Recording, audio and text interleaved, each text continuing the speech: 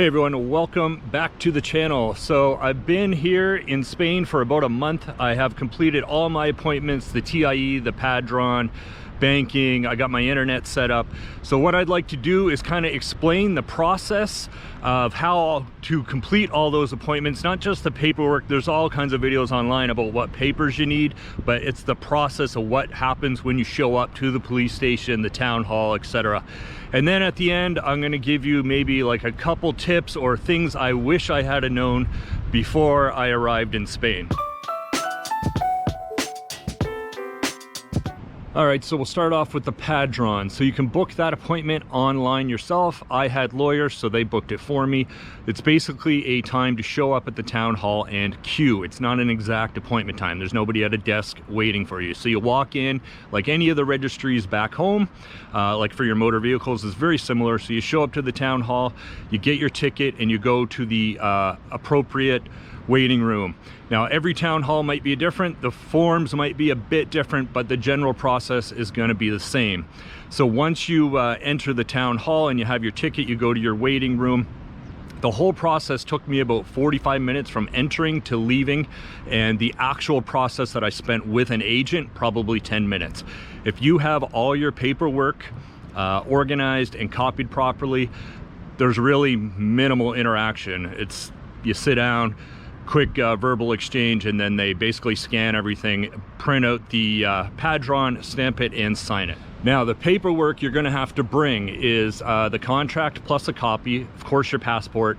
You're going to need a copy of the landlord or the owner's DNI, which is basically their national identification.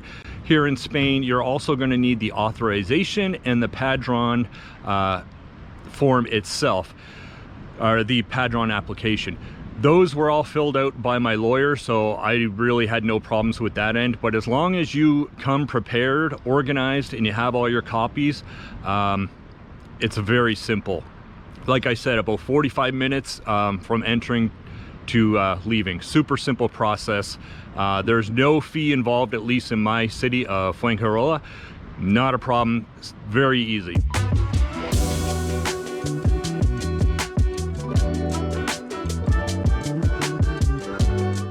All right, so let's cover the T.I.E. Now, be fair warned that you may not get your appointment in the city or town that you live in. Not to worry, transit is affordable and very easy to use. Now, these T.I.E. appointments can take a while to book, so I suggest you do that as soon as you get to Spain. Now, the paperwork you're gonna have to bring to your T.I.E. appointment, you're gonna need the Padron plus a copy, and you're gonna need your passport along with copies of the visa page, the ID picture page, and the page that they stamped when you entered Spain or Europe. You're also gonna need the form X17, 2 copies of that, and both signed. And then you're gonna need the form TASA 790, 2 copies of that. Now, the TASA 790, you have to pay a fee on. It's about 16 euros, or at least it was for me. Now, if you don't have a Spanish bank account, do not worry. You can go to Sabadell or Santander and you can pay your taxes and fees there without an account. I just bring the exact cash. It actually tells you on the form how much it is. And then just go in and make sure you get a receipt. Now, you don't need a physical receipt. Sometimes the bank, as in my case, just stamp the back of the form with like a receipt stamp, but you need to have that receipt to prove that you paid the fee at the police, like for the police station. So you also need some passport photos, which you can either get those done back in Canada and bring them with you, or you can easily get them done here pretty much all over the place.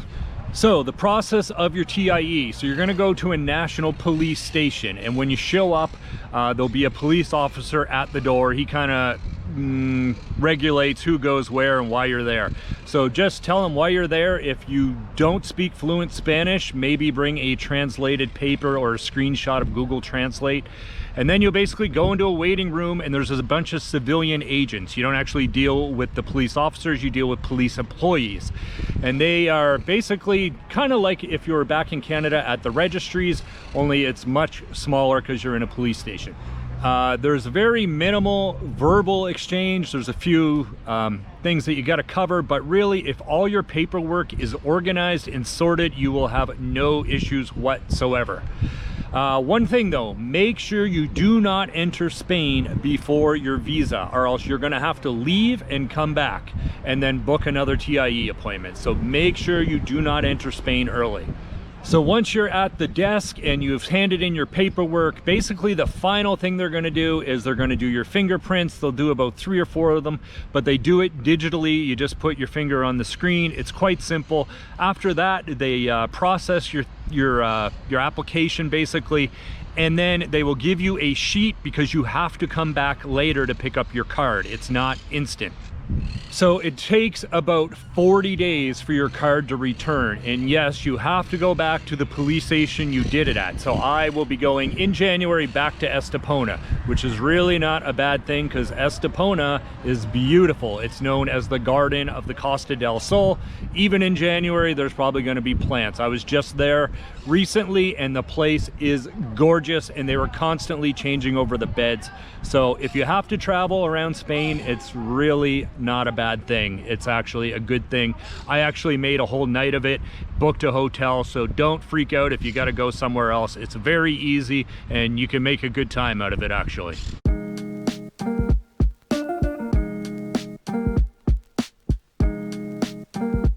So for your bank account, you're going to need to bring your passport with a copy, the Padron with a copy, and then you're also going to need to prove your funds, prove your income, whatever that may be. Bring it, bring all of it. And also bring a tax return. Now I brought a full tax return and the notice of assessment.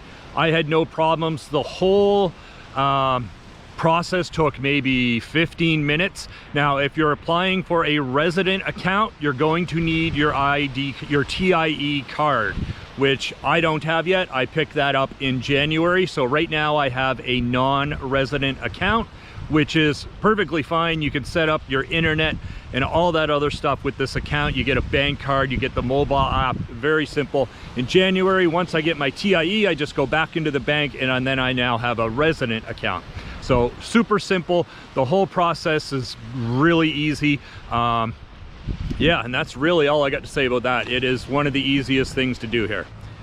One more thing on the bank though, it can take a while to get an appointment, so book your appointments early. Mine took about 3 weeks to get in there, which was perfect because I needed time to complete the Padron and all that other stuff.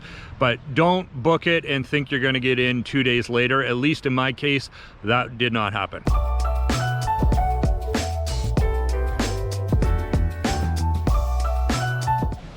Okay, so we're gonna cover a few tips here. Like I said before, I used a lawyer. Highly recommend it. It came in very handy, and I'm gonna get to that very quickly. I also highly recommend using an agent. A lot of people try to avoid it because they don't want to pay the fee. I think the fee, which is usually the equivalent of 1 month of your rent, very worth it, because my Spanish is, I'm not at the conversational level, and the landlord was not bilingual at all. He was only Spanish. I was basically broken Spanish and English. So the agent literally made that deal happen, the back and forth, and just all the processes and forms and, you know, proof of funds and all that kind of stuff that you need. It's much easier to deal with through an agent. I couldn't imagine the block that we would have without my agent Juan. Oh my God, he was a lifesaver. He also came in very, very handy because my first apartment deal went south, and I'm going to explain briefly why. So we were all set to sign the contract within a few days. Actually, when I made the last video about the move to Spain, everything was set, but there was a lawyer in that family and they wanted to change the contract, and I was like, yeah, no problem, sure, send over a revised copy and I'll review it. And I reviewed the first contract myself. It was very straightforward. Well, by the time they got done with this contract, it was so full of legal stuff and the contract had doubled. So I had to send it to my lawyer for review, which cost me somewhere north of 300 euros, worth every penny, because they found so many problems in this contract. I would have, for lack of a better term, gotten screwed over. So they left it to the last minute to send me the contract before signing. And I said, I have to send this to my lawyer first because I don't even understand this. Like, I'm not a lawyer, never have been. I understand a little bit of legal stuff, but nothing near where this was. Plus, we're in Spain, things are a little different. My lawyer reviewed it, sent me back a whole bunch of points that needed to be amended and or negotiating points. Well, they were not happy. So they basically canned the whole thing. So I was left stuck because I already had all these appointments booked for Padrons and banking and T.I.Es, and you have to have a place. Anyways, my agent Juan, lifesaver, he had me in a place viewing within an hour, and I ended up taking that place. It went very smooth, but without his translation skills, I would have been SOL, for lack of a better term. So the lawyer saved me from getting into so much, I don't even know, legal costs, financial costs. It was that 300 plus euros to review it, lifesaver. Because they also send a whole sheet back saying, like in English, this is what you need to negotiate, this is what needs to be amended, this is not legal, etc. So bad experience, but because I had lawyers and agents, it really, within a day, I was set again. So worth their money, like I said. Maybe not so much on the application process in Canada, but when you're here in Spain, a lawyer is invaluable. It's amazing. So a couple things you should note and get familiar with before you arrive in Spain. If you don't know how to use Google Drive, like to scan in documents through your phone, learn, because you're going to need it. Like my laptop is basically useless without the internet. I had no printer scanner, and it takes a while to get these things set up because you can't set up your internet until you have a Spanish bank account. So keep that in mind. And you can't get a Spanish bank account until you have a Padron. So keep all those things in mind. So familiarize yourself with Google Drive. WhatsApp is king here. People don't really use email so much, it's all WhatsApp. Now my lawyers use email, but like agents, like even the bank, everybody uses WhatsApp because the data packages on your phone are so cheap. So I got like 100 gigs when I showed up for 20 euros. And now I have a Spanish cell phone and I have unlimited everything for, I'll get into that later.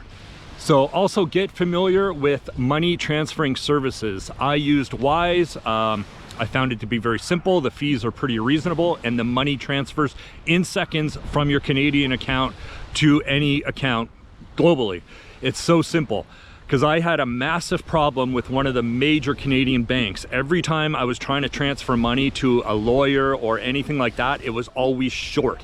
And they kept blaming it on the Spanish banking system. And I said, I find that very hard to believe that you cannot send an exact amount to Europe. So I literally left the bank, signed up for Wise, and sent them myself. And the way it works is you put in what the recipient will get, and it reworks the fees and everything backwards to you. So your agent, your lawyer gets the money, and it's instantaneous, and it's way cheaper than using a Canadian bank. So highly recommend you use Wise, and it's gonna be so valuable when you're here because every little thing that comes up, like when I wanted them to review that contract for my lawyer, they're like, yeah, it's 300 and whatever euros, boom, instant, done. You can do it right from your phone. So get used to money transferring services. All right, so one more thing I want to touch on here is cell phones. And if I could do it over, I would have bring two. I would have bring my Canadian phone. I'm with Virgin. So like, I think the international roaming is like $16 a day, which will get expensive. So leave it in airplane mode. And then when you need to make calls back to Canada, no problem, switch it off. You're gonna get billed 16 bucks. But I would also bring like a crappy smartphone or like a burner phone, because you can't get your Spanish cell phone set up until you have a bank account, and you can't get a bank account until you know all that other stuff. So what I'm going to recommend is bring over a crappy or an old unlocked phone. You can get a SIM card here for about 20 euros. It will give you 100 gigs of data, which is plenty to do all your business stuff. Plus you can stream Netflix and whatever, YouTube. So definitely bring two phones, because I ran into a problem here. I came over to Spain and I changed my contact number with like CRA and the banks and stuff back home. What I did not realize is they use that two-step authentication where they have to send you a text or call you a code. Well, those you have to physically call CRA and change that. So I had logged in and changed my address and phone number, but it doesn't change it. So I had killed my Canadian line, so it was inactive. Like my Virgin, I shut it down. I called Virgin, canceled it, so it was dead. So all those texts, I couldn't get them, and it was a nightmare trying to get a hold of them, because you have to dial this 613 collect number, and with the time, such a hassle. So bring two phones so you can have a Canadian phone to dial back, because your Spanish phone, when you get that 20 gigs, it doesn't call. It's just data. So now I finally have my Spanish cell phone, but what a nightmare trying to call back to Canada.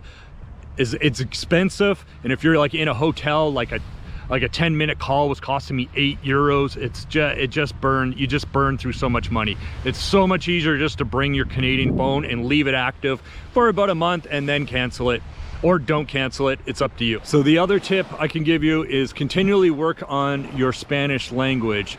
Like, you're moving to Spain, it is not a bilingual country. English is not an official language here. So if you come here with that expectation that everybody's gonna speak English, especially in a beach town, like I'm in a beach town, it's very touristy here. No, it is not bilingual. Yes, in some of the cafes and restaurants, people are bilingual, but it's not the norm, especially when you're going to deal with other people. Now, my agent was bilingual, which was a lifesaver, but not everybody around is going to speak English. So try to learn some Spanish and continually improve it. It will make life much easier, and they appreciate it because they have no idea what you're saying either. So it's be a communication block. So it really is one of the most important things you can do, is try to learn the language.